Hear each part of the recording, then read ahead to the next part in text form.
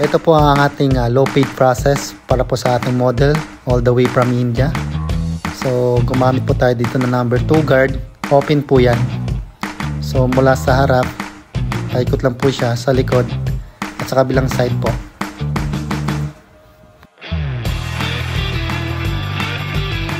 Next naman po ay gagamit po tayo ng trimmer. Trimmer po para po sa ating low bulb line.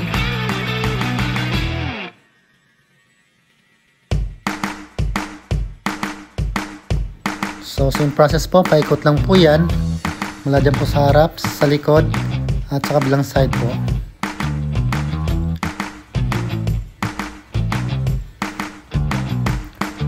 Tapos ay lilinisin lang po saglit. Tapos po niyan ay gagamitan po natin ng shiver nang sa ganun po ay tuluyang malinis.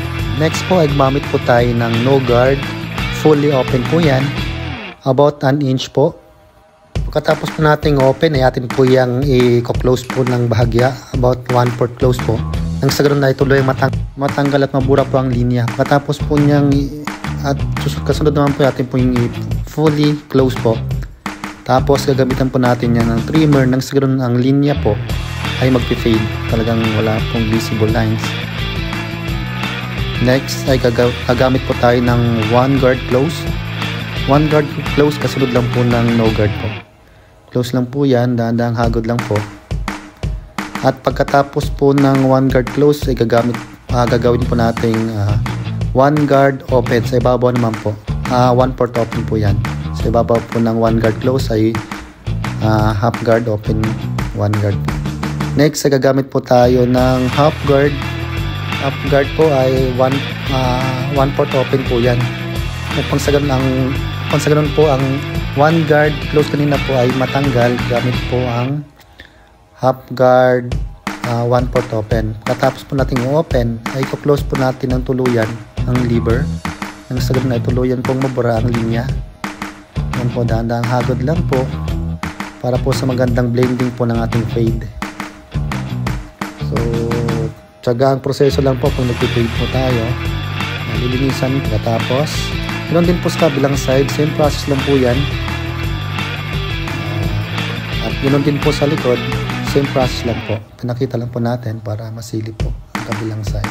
Next, upang tuluyang malinis ang mga dark spot, matanggal ang mga linya, gumamit tayo ng clipper without guard.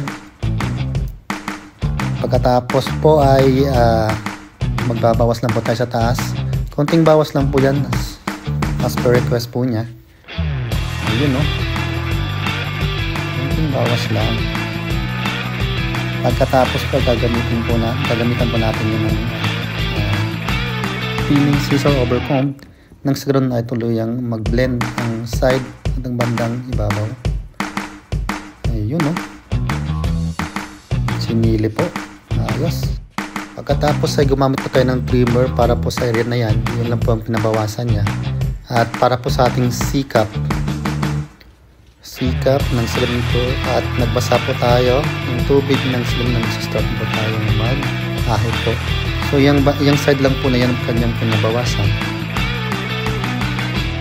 Yan lang po ang inahit dyan. At yung C-cup niya po.